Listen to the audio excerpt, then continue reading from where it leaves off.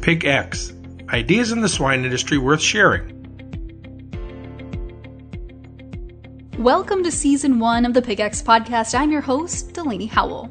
Over the past year, we've discussed a lot of important topics, and today is certainly no different. We're talking to Kendall Weger, technical support for PIC. And for those who don't know, PIC stands for Pig Improvement Company, and PIC is a global genetic supplier that works with their customers to cultivate quality genetics, maximize profits, and produce superior swine. So, before we take a deep dive into today's conversation, let's hear more about Kendall's role at PIC. The Technical Services Repro team is comprised of 7 people that service customers in North America, and we provide support to our customers on both commercial and multiplication systems to help improve not only sow farm performance, but also we try to help our customers be more cost effective. And we really have a comprehensive approach that includes a wide array of support, like in-person customer site interactions, diagnostic tools that we can use remotely or in person, webinars, MP4 trainings, just to name a few. And also we work with our other PIC technical services teams with the goal to make our customers the best producers in the world.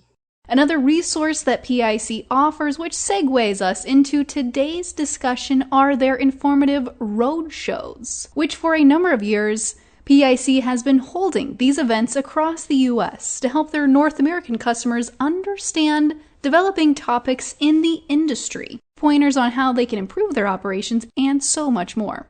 Now, PIC completed a few roadshow presentations earlier this year, which Kendall was a part of. We hit a lot of topics, and part of that was peripartum care. So that's, not only after and during the farrowing process, but leading up to it. So part of that takes into account things that we can do to set ourselves up for success and in an attempt to reduce pre-wean mortality and also improve piglet quality and performance on the subsequent litter for the sows. As Kendall said, there are things that we as producers can start doing before farrowing to set the sow and her litter up for success. We have to keep in mind that piglet survivability and superior sow performance is the goal through each phase of farrowing. The first stop is the farrowing house. Farrowing room preparation is really important because that kind of sets the tone for how that farrowing process is going to go. It's really important that we have everything set up and ready to go so that our team can really put in 100% of effort focusing on the piglets and the sows. So first off, we want to make sure that the room's clean. Hygiene is extremely important. So we recommend power washing with warm water, using a degreaser as well as a disinfectant, and allowing the room to dry ideally overnight when that's possible. And then before we load sows into farrowing, we want to make sure everything in that room is set perfectly and not just, the crates are open, we're going to load the sows. So we want to make sure everything is repaired. We don't have broken crates, broken nipples, the feeders work, all of the ventilation settings are working. We have heaters functioning, inlets are working, fans are appropriate. And that should all happen before we even get sows loaded into the room. Secondly, we want to make sure feeders are set up and ready to go for sows. So we want to make sure there's no disinfectant pooled in that feeder, first of all. Make sure the setting's right, nothing's plugged. And then to check water nipples at every crate is really important as well. Just to have someone go through really quickly, press that nipple, make sure they've got water and the flow looks right. It's very easy to measure water flow. If you see something that looks a little bit slow, you can simply take one of those spray paint can lids and it should fill up in 4 seconds. And that's how you can know if your water flows right. So we target 2 liters a minute for sows and lactation. And that's really important for the post-farrowing care and the success of the sow and piglets. So, that's all starting with room setup. And then after the sows, we want to consider the creep area as well, because we need to make sure our piglets are born into the best environment they possibly can, especially since sows are going to be farrowing on their own during certain parts of the day and night. Not many farms have 24-hour care, so we really want to make sure that room is set up so that a sow can farrow by herself as best as possible when we're not there. So it's important to make sure that we have mats down for the piglets, either a rubber mat, a heat mat, a cardboard mat, something temporary is fine. And then we want to make sure that there's a heat source as well. So a heat lamp or a heat mat. And we want to make sure that temperature is at the right setting. So we target between 95 and 100 degrees. And really what we want to do is check that with a temp gun. So once your heat source has been on the mat or the heat plate has been on for a while, just take one of those temperature guns, quickly run through, and just make sure that they're set at that proper setting. Because oftentimes farms will just take those heat lamps and set them all at the same height and assume everything is good. But there is variation between the bulbs and the lamps. So we want to make sure that that creep area temperature is perfect before the piglets are born. And with litter sizes the way that they are now, we're constantly increasing and improving. A lot of sows are having 15, 16 plus total born. One mat may not be sufficient, especially with litters of higher total born. So we recommend having 2 mats and 2 heat sources when possible, just for that first 24 hours. Not every farm can do that, of course, if they don't have, the breakers that can handle the extra heat lamps. But make sure we have enough creep area so that all piglets can lay comfortably, and that'll help keep them away from the sow when she farrows. And finally, make sure room temperature settings are ready to go before the sows start farrowing. So most farms will typically target around 72 to 74 degrees during those first days of farrowing. And that may vary a little bit just depending on the design of your room and your barn. Another thing that comes with farrowing room setup is your preparation at the end of the day. So at the end of each day, even in rooms that are actively farrowing, make sure that all heat lamps are working before you go home. Have your farrowing supplies set up before you leave. So when you come in the next morning, there's no scrambling around trying to find the tools that you need. So either have a kit that you carry to each room or, a kit that's located in each room. Make sure you have any drying agents, towels. That'll really, really help start the day off on the right foot the next day. Now that we have the farrowing room set up, it's time to start loading sows into their crates. Once in birth, we have to remain diligent in ensuring that all pigs are properly taken care of off spring and dam. Sows need to be looked after just as much as piglets. Though the first 21 days are most critical, those initial first 24 hours of life are important in terms of survival. One thing to mention as well, and we're talking, kind of about things that we can do today or things that we can, put into place right away. But one thing to consider as a long-term goal is to focus on body condition. Again, that's part of, setting sows up for success. So we'd like to see 90% of sows going into farrowing in ideal condition. And that's going to help with the whole day one pig care process. But the main points we want to think of and really, really focus on for day one pig care is that we have 3 things that are critical. And these are the life and death actions. These need to be prioritized and always done before anything else. So that's keeping your piglets warm and dry, making sure that they have udder training and colostrum intake, and then also making sure that our sows are cared for. So we're sleeving any sows that need assistance, identifying any sows that are having trouble and taking action on those sows. So we recommend getting around to observe every sow every 20 to 30 minutes and then performing any sort of intervention you need to ensure that litter and that sow is going to have the best chance for success. So we want to be sleeving any sows that are showing difficulty with birthing. They haven't passed a pig in the last 30 minutes. If you are seeing stillborns being born, the sow's straining or stressed, we would want to sleeve that sow immediately. And also flag any sows that are having trouble, just so you know that to make sure to get those sows even more often if possible. And then with the piglets, we want to make sure that we're keeping them warm and dry. So they need to be able to find that nice warm creep area. And no matter what you're using for drying, whether that's a drying powder or a drying towel, we want the pigs to get picked up and rubbed off. Sprinkling a little powder on the piglets is not really drying them. So make sure they get picked up, rubbed off, get that mucous membrane off, and then place them at the udder. And really, the important part is focusing that colostrum management and that udder training on the at-risk population. So your small to medium piglets are really what need the help.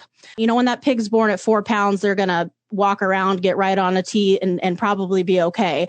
But those smaller piglets are the ones that are going to get chilled faster, may have trouble finding the udder or even the creep area. So it's really critical that we reduce the birth to nurse interval. So that's just the time that the piglet's born to the time that they are on a teat. And ideally, we'd like to have piglets on a teat within 30 minutes. Once we get over that 30 minutes, we start to increase our risk for pre-wean mortality. So of course, overnight, we don't really have an option, but in the morning, that has got to be a priority first thing in the day. So let's do a quick recap here. As Kendall was just saying, there are really 3 things that need to be focused on when farrowing. 1, keeping piglets warm and dry. 2, making sure they have udder training and colostrum intake. And 3, It's important to make sure that sows are cared for and taking action on any sows that may be having some trouble. While the ag industry has always had some trouble finding a steady labor force, COVID has definitely heightened that struggle, making it important to prioritize who does what and when. So really with day one pig care, labor allocation is key. That can make or break you. And any farm I go to will tell you that they're short-staffed right now. I don't know any farms that are consistently fully staffed right now. So it definitely is a challenge. So what farms can do, if they don't have the ideal number of staff in those farrowing rooms, is focus staff and labor on the heavy days.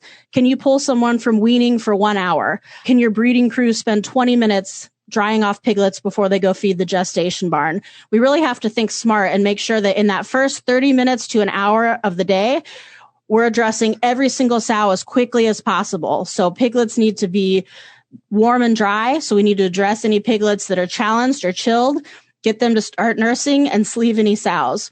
So that very first round in the room is extremely critical since no one's been there overnight. So it's really important that we have enough staff, even just for the first hour or two a day, that can go in there, get that farrowing monitor on track so that they can function well during the day and keep up on their rounds going forward.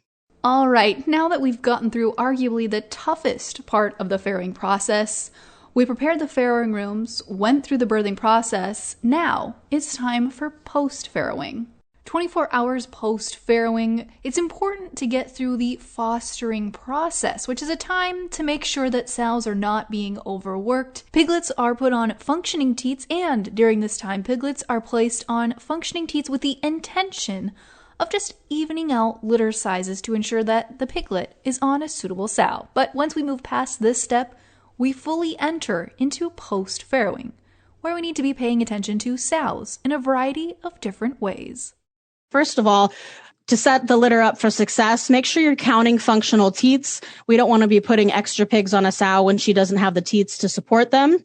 And then post-farrowing, a lot of times once we get the sow farrowed out, she's looking all right. We've got our fostering done. Our litters are looking good. Sometimes we kind of drop the ball and don't really spend as much time with the sows after farrowing as we should.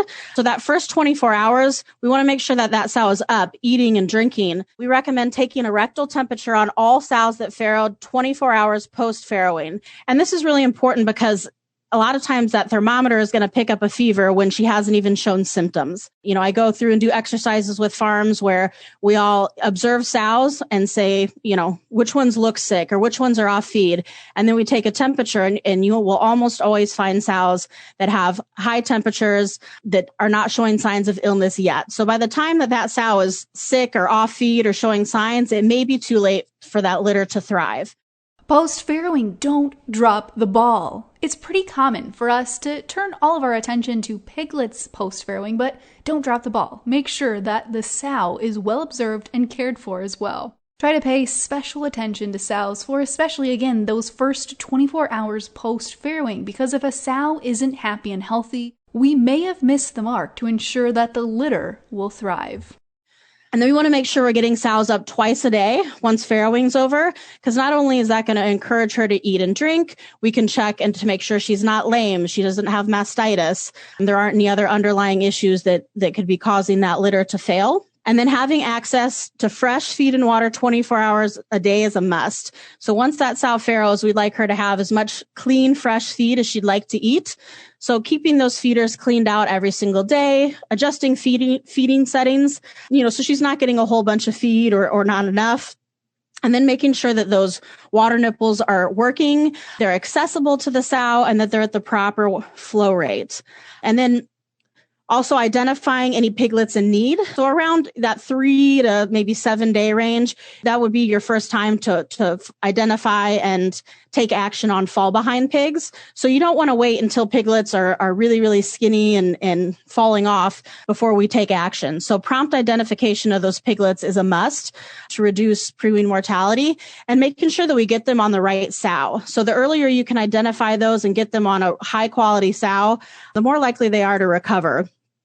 So for a nurse sow, what we'd like to see is ideally with those younger pigs, a fresh nurse sow is best.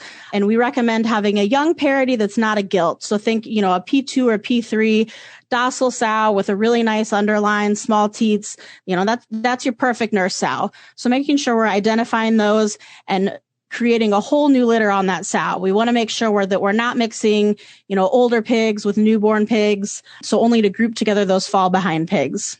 And then also address piglet behavior and watch that as we're going through each day, because we have our farrowing room set fairly warm in those first few days in order to help keep the pigs warm. But the sow would prefer that room to be cooler and will eat much better if we can get that room cooled down quickly.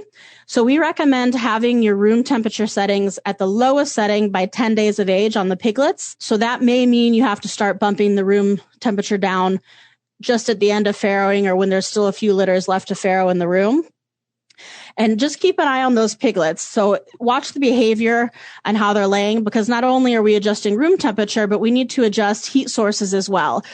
Some heat mats will be on a thermostat, so they're easily adjustable, but heat lamps can easily be raised up or down.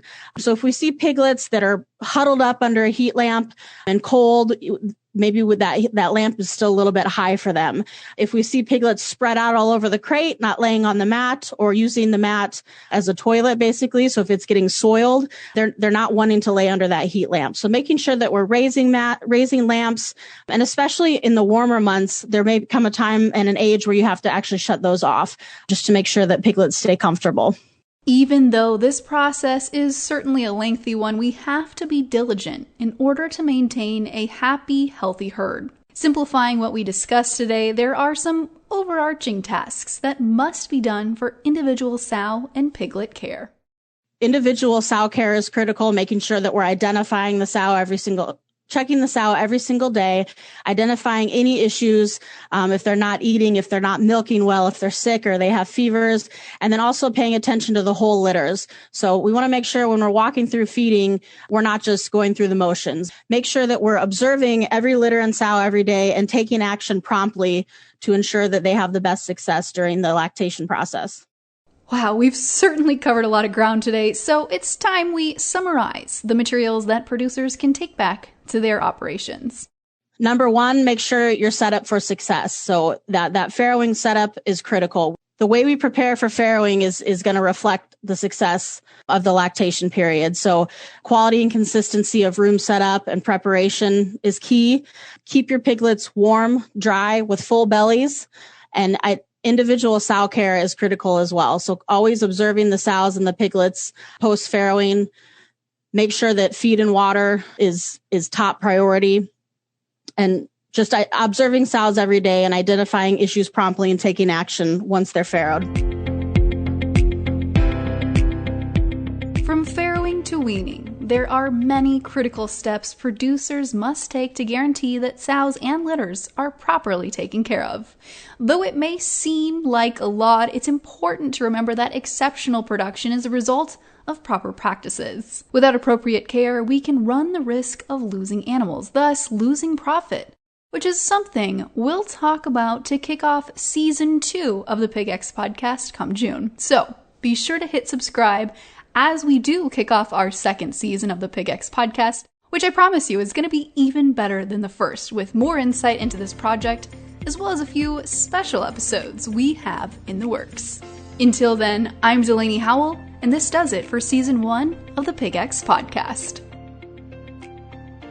PigX is a national podcast hosted by the Pig Livability Project partners at Iowa State University, Kansas State University, and Purdue, and supported by the Iowa Pork Industry Center. For more information on the project, head to www.piglivability.org, or to inquire directly with questions regarding the project, email ipic@iastate.edu. PigX. Ideas in the swine industry worth sharing.